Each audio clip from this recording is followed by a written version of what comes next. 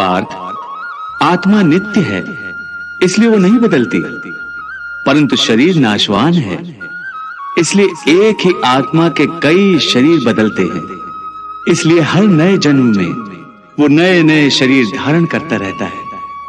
हर नए जन्म में आत्मा नए नए शरीर तो बदलता ही है, बल्कि हर एक जन्म में भी उसे जो शरीर मिलता है वो एक शरीर भी उसी जन्म में बदलता रहता है।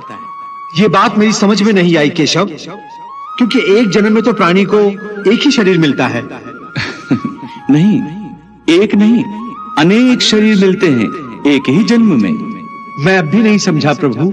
मैं समझाता हूं। याद करो अपना बचपन। उस समय अर्जुन का शरीर कैसा था? एक बालक का। और आज वो शरीर कहां है? वो शरीर तो बदल गया इस शरीर में। अर्थात वो शरीर नहीं रहा। आज तुम्हें एक युवक का शरीर मिला है।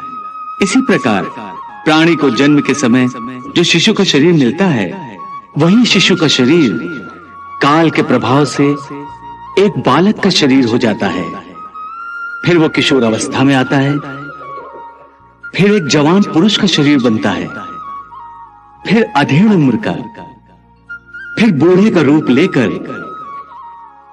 अंत में एक सूखे पत्ते की तरह जीवन के वृक्ष से टूटकर गिर जाता है।